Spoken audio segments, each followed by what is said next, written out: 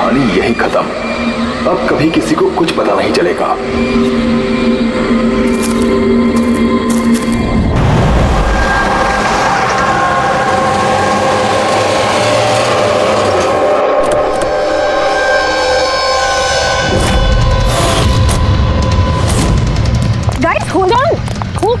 कोई मुझे बताएगा?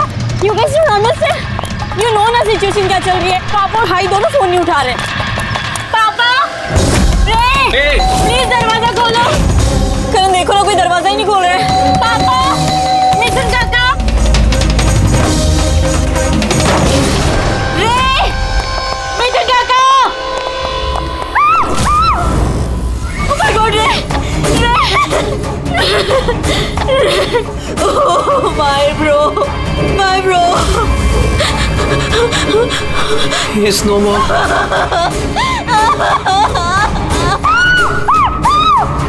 मिथुन काका।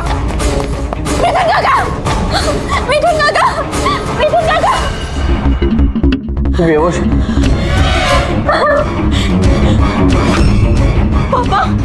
पापा।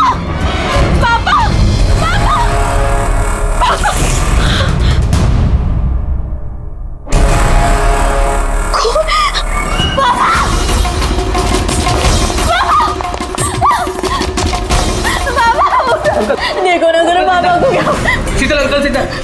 प्लीज जल्दी डॉक्टर को बुलाओ कर। काम करने का। आरा।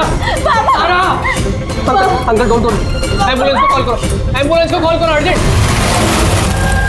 शीतल, जब तुम वहाँ खंडाला में थी तब ये सब हुआ? हाँ जी सर, एक्चुअली वहाँ हमारी प्रॉपर्टी को लेके कुछ प्रॉब्लम्स चल रही थी, इसीलिए मैं और करण वहाँ गए थे। करण? जी, ही इज माय लॉयर। अच्छा। सर वो लैंड शीतल के नाम पे थी, इसलिए उसे वहाँ होना ही था। यस सर, बहुत इम्पोर्टेंट मीटिंग थी। आप? She is Tara, my assistant. हाँ तो शीतल, जब तुम खंडाला में जा रही थी तब घर पर सिर्फ तुम्हारे पिताजी कल्याण जी और तुम्हारा भाई रे और ये मिथुन था, है ना? हाँ सर, एक्चुअली करीब 8 साल पहले एक एक्सीडेंट हुआ था जिसमें पापा की आईसाइट चली गई। पापा देख नहीं सकते और मिथुन काका उनका अकेले ध्यान नहीं रख पाएंगे, इसलिए रे वो यहीं रुक गया। मुझे उन दोनों को अकेले छोड़ना ही नहीं चाहिए था।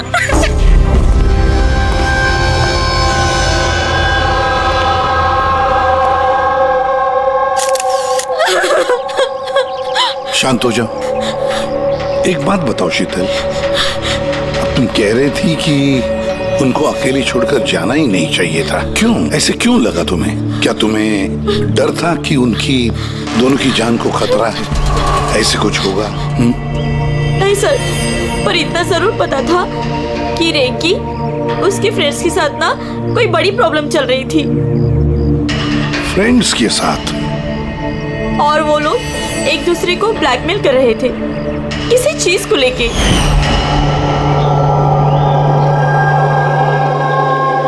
तू ऐसा हम लोग साथ कैसे कर सकता है?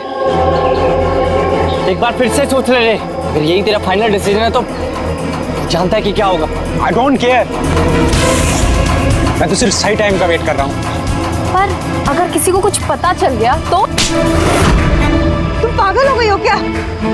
अगर तुम ऐसे बिहेव करती रहोगी तो श्योरली किसी ना किसी को तो डाउट हो ही जाएगा। गाइस, अगर हम कंट्रोल में हैं तो वी आर सेफ। गाइस, तुम लोग अपना देख लो, मुझे ऑनेस्टली नहीं पता है कि मैं क्या करने वाला हूँ।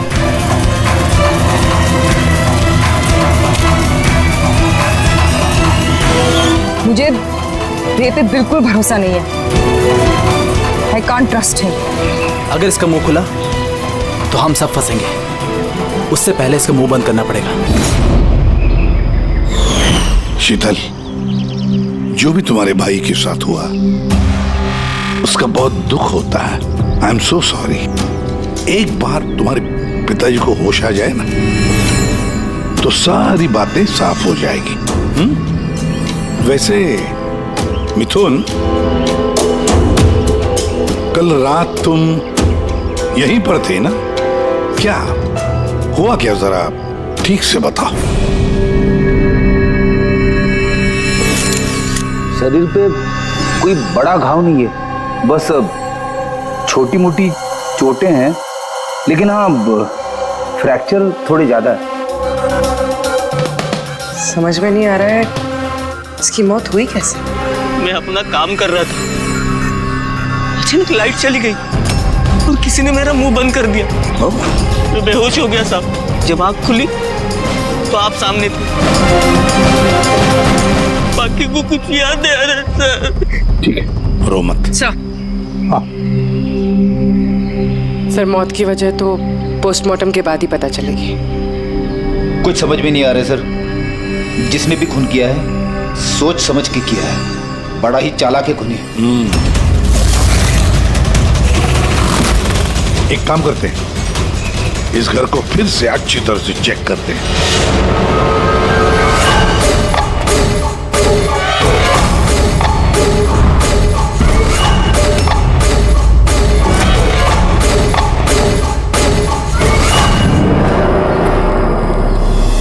ग्लास तोड़कर अंदर घुसा है घर के अंदर।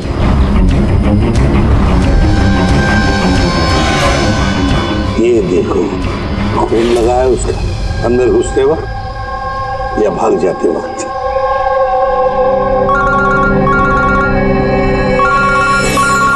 हेलो, एसीपी प्रद्युमन है। अच्छा, कल्याण जी को होश आ गया?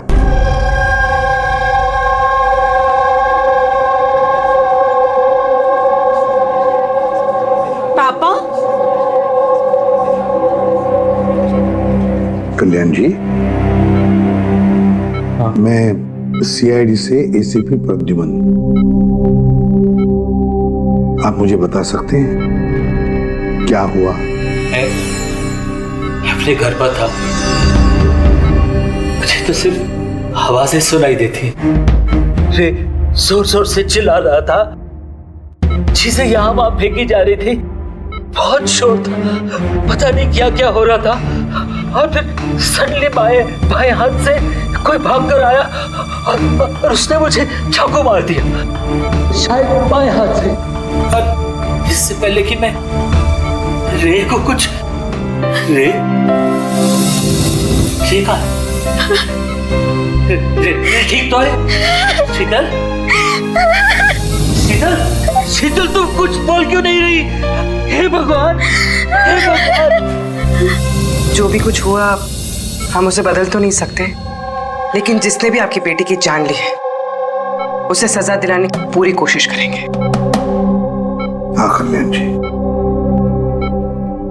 आपने कहा कि कोई बाएं साइड से आकर उसने आप पर चाकू का वार किया है, लेफ्ट हैंड साइड से।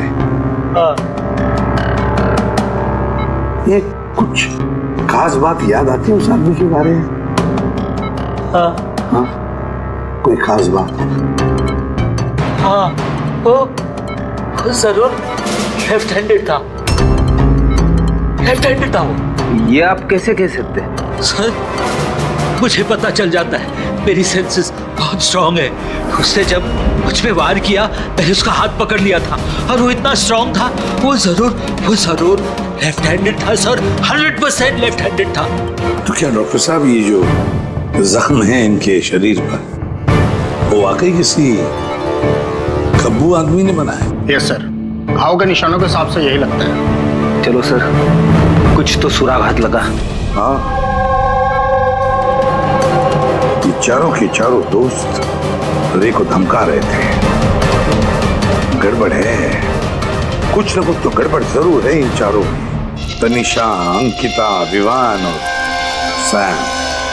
उठाओ इन चारों को, उठाओ।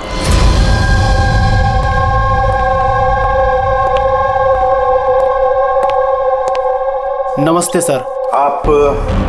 मैं सैम का फादर हूँ। पिछले 2 हफ्तों से सैम से मेरी कोई बातचीत नहीं हुई।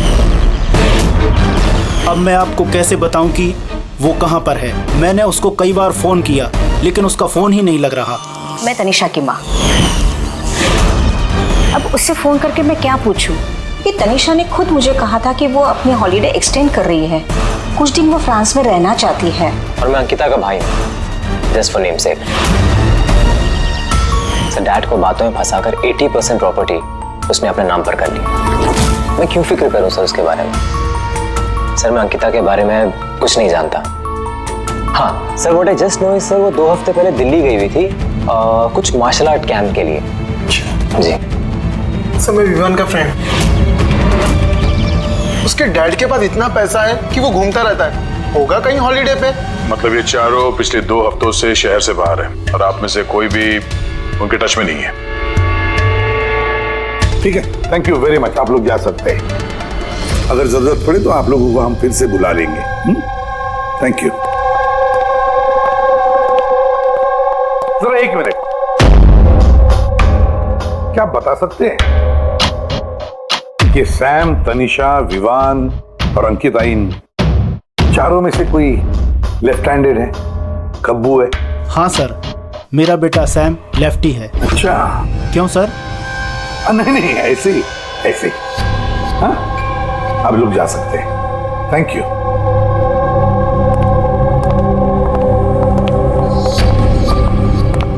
सर कहीं ऐसा तो नहीं कि इन चारों ने मिलके रे को मार दिया हो सकता है सर, और उसी डर की वजह से ये चारों कहीं ना कहीं जाके छुप के बैठे होंगे।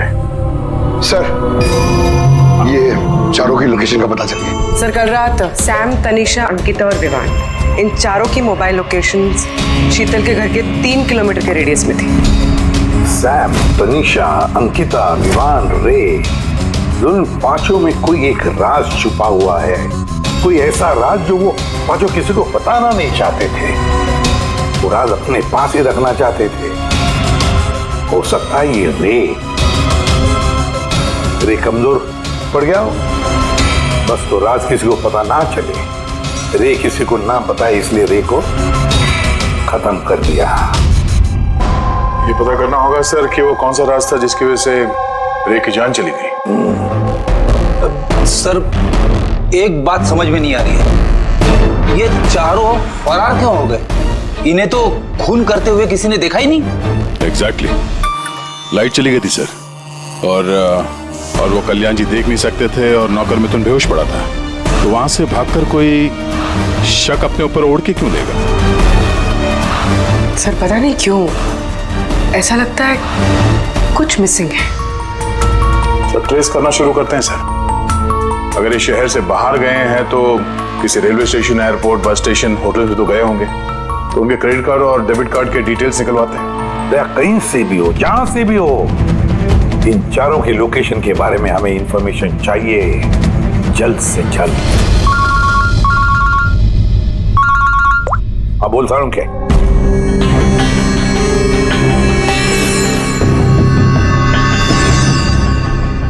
यार सारुण के तूने इस कंकाल पे ये रेड मार्क्स क्यों किए? बस ये समझाने के लिए कि इस रे की हड्डियों का कैसे चूरा बनाया है। ये देखो, ये रे की हड्डियों का एक्सरे। इस रे पर बहुत जबरदस्त ताकत के साथ वार किया गया। एक झटके में इसकी गर्दन की हड्डी टूट गई। बस एक बार तो इसके रिब केज पर इतना जबरदस्त किया गया है कि एक ही झटके में इसके रिब केज की बाईं हड्डियां 12 की 12 पसलियां एक साथ एक झटके में टूट गई। और वो भी कमाल की बात यह है कि एक ही सिमेट्री में। एक झटके में 12 पसलियां? नतीजा हार्ट का रुक जाना, हार्ट ब्लॉक। इसके हार्ट पर जबरदस्त प्रेशर पड़ा। कमाल की बात यह है बॉस कि जितनी ताकत के साथ इस पर वार किया गया है, इतनी ताकत हाथों से या किसी भी हथियार से पैदा नहीं की जा सकती। इसे देख करके तो ऐसा लगता है जैसे खूनी जानता था बॉस। खूनी जानता था कि किस पॉइंट पर वार किया जाए कि एक ही झटके में सारी की सारी पसलियां एक साथ टूट जाए, एक सिमेट्री। हाथों से कोई इतना फोर्स तो पैदा नहीं कर सकता। हाँ कर सकता है अगर कोई मार्शल आर्ट्स का जानकार हो तो। जैसे कुंग-फू, कराटे, ताइक्वांडो, इन सब में खास किस्म के मूव्स होते हैं जिससे इतना फोर्स पैदा किया जा सकता है। ये हो सकता है बस। अभी अटैक उसी ने किया जिसे मार्शल आर्ट्स की जानकारी है, जैसे आर्मी बैकग्राउंड का कोई। Martial arts? वो लड़की भी तो गई है ना दिल्ली में मार्शल आर्ट्स का कैंप अटेंड करने के लिए। क्या नाम है उस लड़की का? अंकिता। अंकिता के भाई ने तो हमें ये बताया। Sir what I just know sir, वो 2 हफ्ते पहले दिल्ली गई हुई थी कुछ मार्शल आर्ट कैंप के लिए। और सर कत्ल की रात उसका फोन शीतल के घर के आसपास ही था, उसी ने किया होगा। सैम के साथ मिलके। कल्याण जी पर जिसने भी चाकू का वार किया था वो आदमी खब्बू था, लेफ्ट हैंडेड। हाँ सर, मेरा बेटा सैम लेफ्टी है। ये हो सकता है क्योंकि शीतल के घर की जिस खिड़की पर से हमें वो ब्लड सैंपल मिला था उसका डीएनए सैम के डैड के डीएनए के साथ मैच होता है। मतलब सैम वही था और अंकिता भी। बस अब हमें ये पता लगाना है कि ये सैम, तनीषा, अंकिता और विवान इस वक्त है कहां पर। अच्छा, आप कैब ड्राइवर, आप उस वक्त कहाँ थे?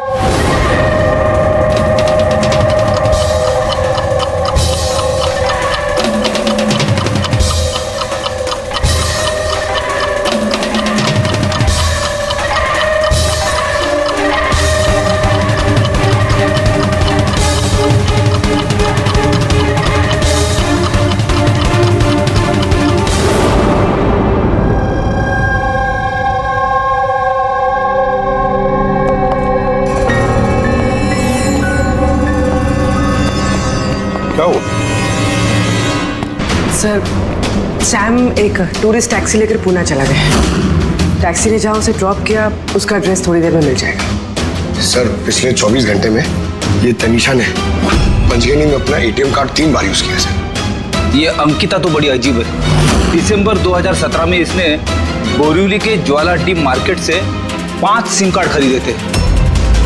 हाँ सर, ये वही जगह है जहाँ पे यूज सिम कार्ड मिलते हैं। और सर ये सब के सब 10 दिसंबर 2017 को महाबलेश्वर गए थे और 14 दिसंबर को लौटे। सर इन्हें लग रहा था कि इन्हें कोई पकड़ेगा नहीं, लेकिन इनसे एक गलती हो गई।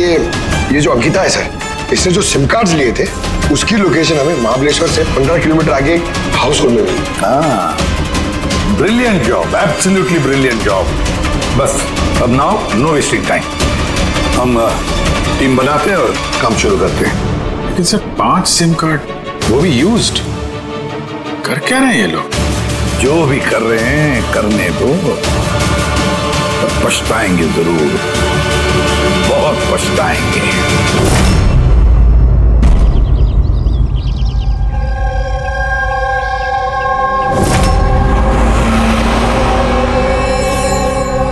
किसका फोन है? किसी विवान का है। विवान का कैसे हो सकता है? तुमने ठीक से सुना ना? अब उसने विवान कहा तो विवान ही होगा, मुझे क्या पता, आप बात करो। हेलो, कौन बोल रहा है? दूर, मैंने बोला था कि आज के बाद हम कांटेक्ट में नहीं आएंगे। तो कॉल क्यों किया? और तुझे पता कैसे चल रहा कि मैं यहाँ हूँ? ओके, तो वहीं रुक, मैं आ रहा हूँ।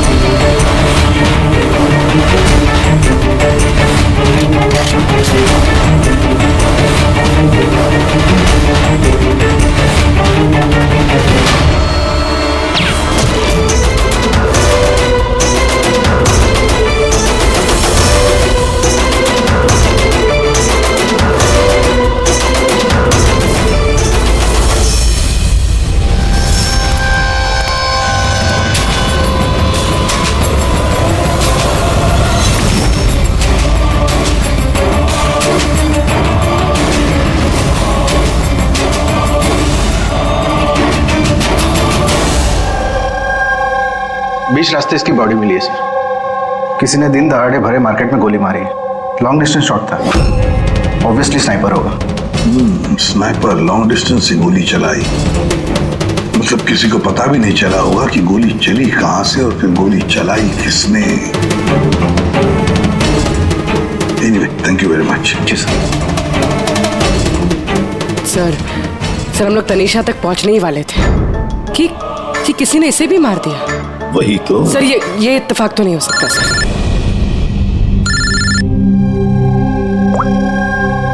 हेलो, क्या? ठीक है। क्या हुआ? सर, पुणे पुलिस स्टेशन से फोन था, किसी ने सैम को मार दिया। What? Oh my God. Sir, वो जिस लॉज में रुका था उसी लॉज के पास। सर, ये जरूर विवान और अंकिता का ही काम है। ये कोई सीक्रेट है जिसे छुपाने के चक्कर में ये लोग आपस में एक दूसरे का खून कर रहे हैं। अपनी जो भी है उसे पता कैसे चलता है कि हम किसके पास जाने वाले हैं? 4 में से 2 बज गए हैं, विवान और अंकिता।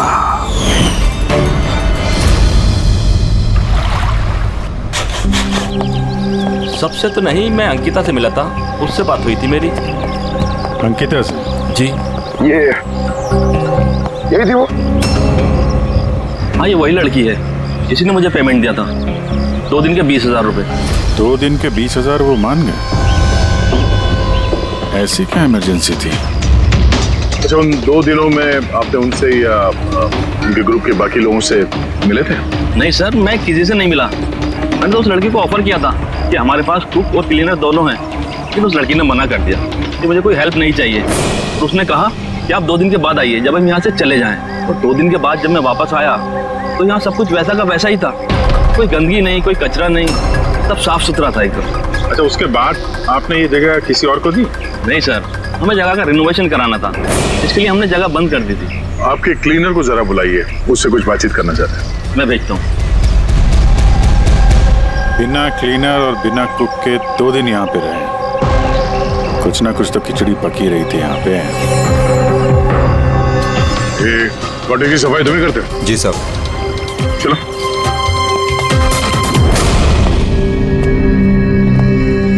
अच्छा, जब वो 5 लोग यहाँ से गए, उसके बाद जब तुमने यहाँ की साफ सफाई की तो कुछ मिला इधर उधर या कुछ अजीब लगा तुम्हें? नहीं सर, वो लोग तो बहुत अच्छे थे। जाने से पहले पूरी जगह को एकदम चकाचक साफ करके गए। पता नहीं कौन सा साबुन, क्या डिटर्जेंट यूज किया, पूरा घर चमका दिया था। अरे वाह, हाँ सफाई हो रही है। ये कौन सा डिटर्जेंट है मैडम जी? अरे कुछ नहीं, वो रात को पार्टी हुई थी ना तो ज्यादा गंदा हो गया है। तुम जाओ, हम कर लेंगे। एक मिनट। ये लो, ये लेके जाओ। हाँ, जाओ।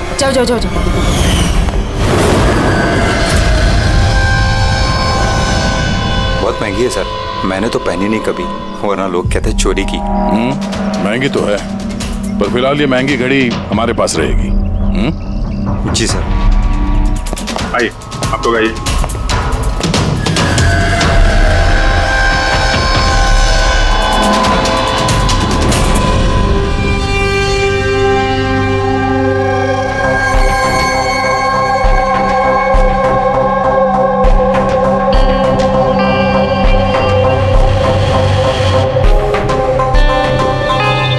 सर, सैम, तनीषा और रे तीनों का तो मर्डर हो गया है।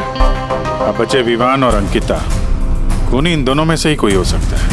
ये विवान ही होगा, उसी ने सैम को फोन करके लॉज के बाहर बुलाया था। तो जो भी हो, उसे पता कैसे चलता कि हम कहाँ जाने वाले हैं, और जब भी हम वहां पहुंचते तो उससे पहले ही वो वहां पहुंचकर फोन करके निकल जाता है। सैम किस लॉज में ठहरा है और तनीषा रोड पर कहाँ मिलेगी, ये सारी इंफॉर्मेशन तो हमारे पास थी ना, उन तक कैसे पहुंची? सर, शायद वो लोग एक दूसरे के कांटेक्ट में हो। नहीं पूर्वी, बिल्कुल नहीं, क्योंकि लॉज के मालिक ने बताया कि सैम को जब विवान का फोन आया तो सैम को झटका लग गया। मैंने बोला था कि आज के बाद हम कांटेक्ट में नहीं आएंगे। कॉल क्यों किया? बॉस, क्राइम सीन पर ये जो शोपीस मिला है, इस पर ऑक्सीजन प्रोड्यूसिंग डिटर्जेंट मिला है। इसे ऑक्सीजन प्रोड्यूसिंग डिटर्जेंट से साफ किया गया है। ये क्या है? रेडी एक ऐसा डिटर्जेंट होता है जिससे सारे के सारे एविडेंस एकदम साफ किए जा सकते हैं, खून के निशान तक। हमें कोई डीएनए नहीं मिल सकता। मतलब सर ये हॉलिडे होम में खून हुआ था? एग्जैक्टली। और हाँ, ये घड़ी, इस पर अलग अलग लोगों की उंगलियों के निशान तो हैं ही, साथ ही इस पे मुझे किसी का डीएनए भी मिला है। तो शायद रे इसी खून का पर्दाफाश करने वाला होगा। पूर्व एक काम करो, ब्यूरो में जाओ, खून की रिपोर्ट्स चेक करो, मिसिंग पर्संस की रिपोर्ट्स चेक करो, देखो किसी भी रिपोर्ट में इस घड़ी का जिक्र किया है क्या। यार इन 5 में से बचे हैं 2, विवान और अंकिता। अगर खूनी विवान या अंकिता को कांटेक्ट करना चाहे तो फिर वो जो 5 यूज्ड सिम कार्ड्स है ना, वो इनके पास होंगे। उन्हीं में से किसी नंबर पर वो फोन करेगा, है ना? वो नंबर ट्रैक करते हैं। सर तनीषा का खून हुआ पंचगनी में, सैम का खून हुआ पुणे में। दोनों जगहें 100 किलोमीटर दूर, जबकि खून हुए सेम टाइम पे। और एक ही टाइम पे कोई 2 जगहों पे कैसे हो सकता सर? कोई तो है जो इस प्लान में शामिल है। मान लिया दया कि कोई और है इस खूनी के साथ। एक बार ये विवान और अंकिता हमारे पंजे में आ जाए ना, तब सारे सवालों का जवाब मिल जाएगा। एक काम करो अभिजीत, साइबर डिवीजन से एक हैकर को बुला दो।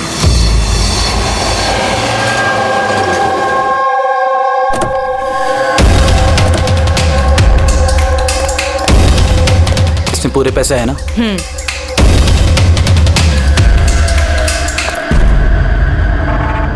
एक मिसिंग रिपोर्ट तो दर्ज हुई है जिसमें इस घड़ी के बारे में लिखा हुआ है। कोई रणधीर कुमार नाम का एनआरआई था। कब फाइल हुई थी ये रिपोर्ट? 6 दिसंबर 2017। कोई करण जोशी ने फाइल की थी। जी ये देखिए।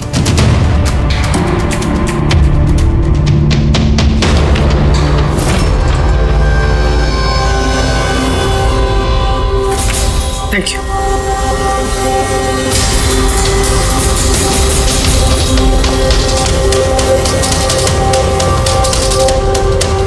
कहीं उन लोगों ने इस रणधीर को तो नहीं मार डाला? और कहीं ये करण रणधीर की मौत का बदला तो नहीं ले रहा? करण? जी, ही इज माय लॉयर।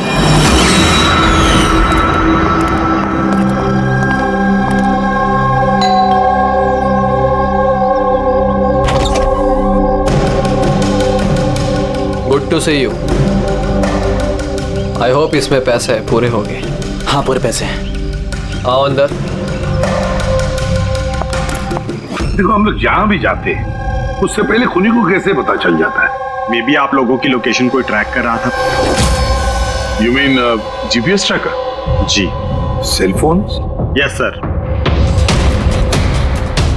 एक काम करो, तो हमारे सेल फोन चेक करो।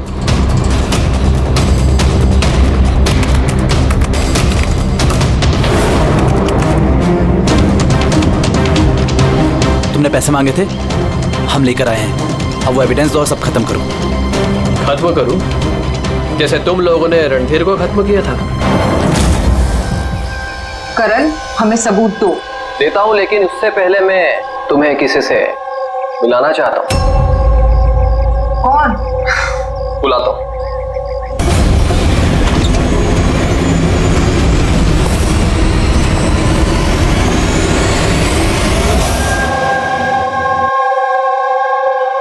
सर देखिए, आप लोगों के फोन हैक्ड हैं। व्हाट? हैक्ड? पर कैसे? आपके फोन में हिडन स्पाईवेयर है जिससे आपके सारे ईमेल्स, कॉल, मैसेजेस, सब चीजों को ट्रैक किया जा रहा था। लेकिन हमारे फोन हैक कौन कर सकता है और कब किए होंगे? फोन तो ज्यादातर हमारे साथ ही रहते हैं। एक minute Abhijit, I see you. हमारे फोन्स को उसी वक्त उसने हैक किया है। और अभिजीत सर, दया सर, आप दोनों के फोन को शायद उसने एसीपी सर के फोन से हैक कर दिया होगा।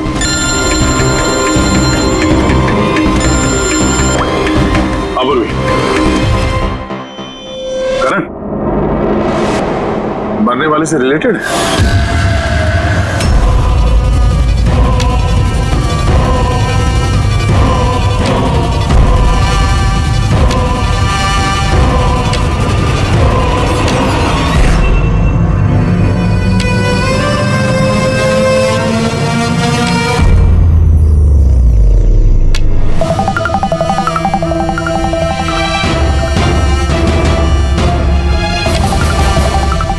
जो सजा रणधीर तुम लोगों को देने वाला था, अब हम तुम्हें देंगे। जैसे सैम,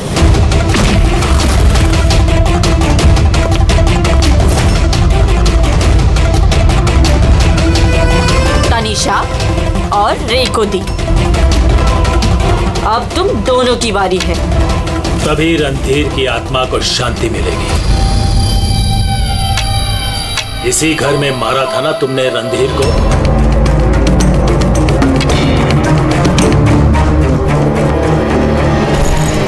करण,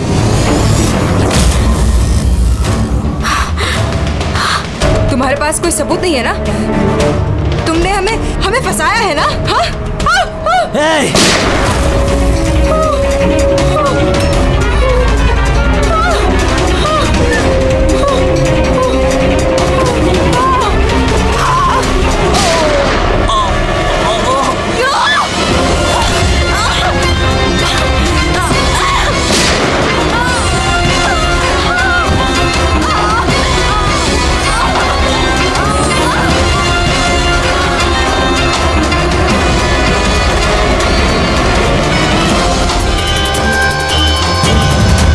तुम्हें क्या मालूम?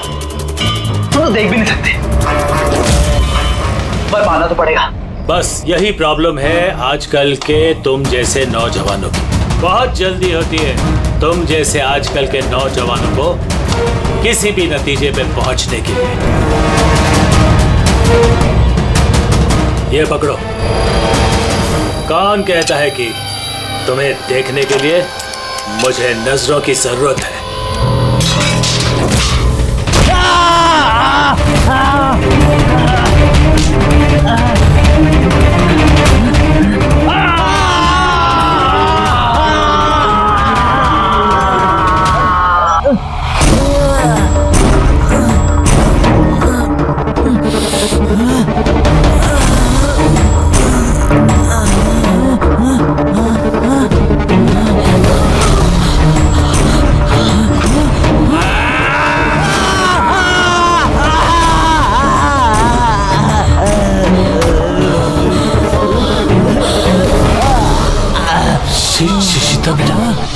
तुम ठीक तो?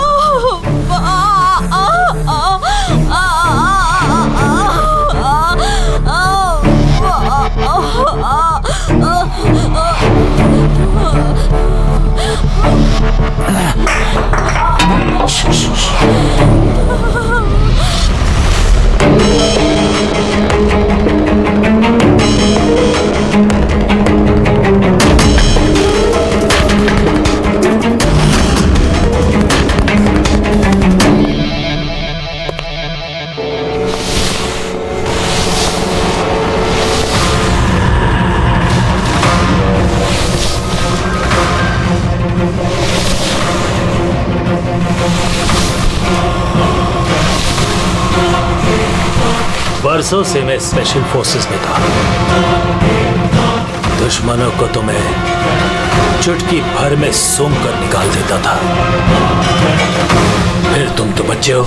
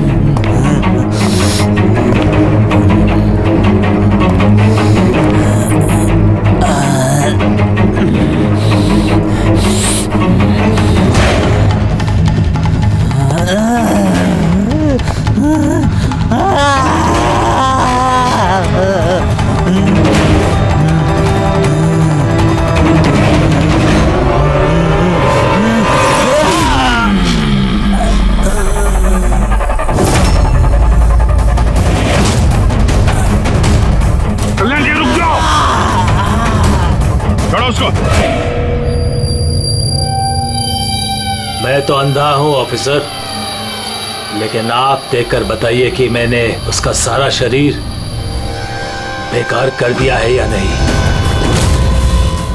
या तुम एक और।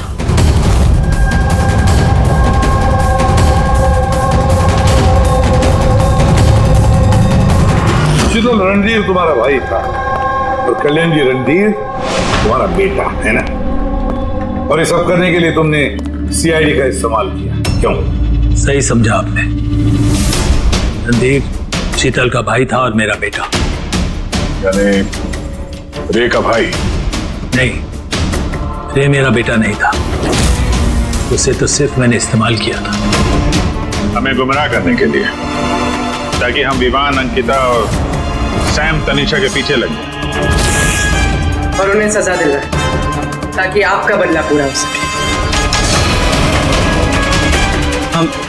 हम उसे मारना नहीं चाहते थे।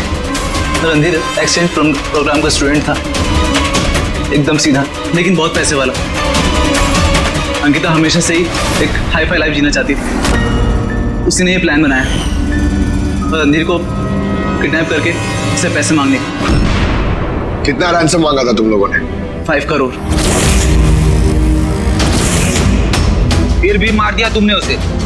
रणधीर भाग रहा था, अंकिता को गुस्सा आया और उस 1 सेकंड के नॉनसेंस पन में उसने उसे मार दिया और हम सब घबरा गए, कुछ समझ नहीं आई कि क्या करें। तो उसकी बॉडी लेकर हमने लेक में डाल दिया।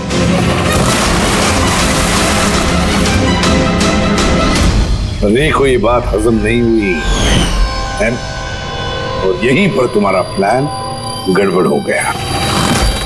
सर, वो रणधीर की इंडिया में सारी रिस्पॉन्सिबिलिटी मेरी थी। कल्याण अंकल और शीतल तो न्यूयॉर्क में थे, लेकिन रणधीर का केयरटेकर मैं यहाँ था। इन लोगों को पैसा देने के बाद भी इन्होंने रणधीर को नहीं छोड़ा, मार दिया। तो मैं घबरा गया, मुझे कुछ समझ नहीं आया। फिर एक दिन रे का कॉल आया। मुझे बिलीव नहीं हो रहा है कि हमने उसको। हम सॉरी अंकल। कुछ नहीं होगा तुम्हें, तुम सिर्फ हमें बता दो कि बाकी के दोस्त लोग कहाँ हैं। अंकल वो सब बाहर चले गए जब तक ये रणधीर का केस सॉल्व नहीं हो जाएगा ना। अंकल वो वापस नहीं आएंगे। कहाँ है वो? मुझे उस बारे में कुछ भी नहीं पता। रे तो हमारे पास था ही, बस उन चारों को पकड़ना था, और ये काम हम अकेले नहीं कर सकते थे। तो इसीलिए तुमने हमारा इस्तेमाल किया, क्यों? रे से सारी इंफॉर्मेशन निकालने के बाद तुम लोगों ने उसे एक दर्दनाक मौत दी, ताकि हम लोग वो केस इन्वेस्टिगेट करें और ये सारी कहानी निकल के सामने आए।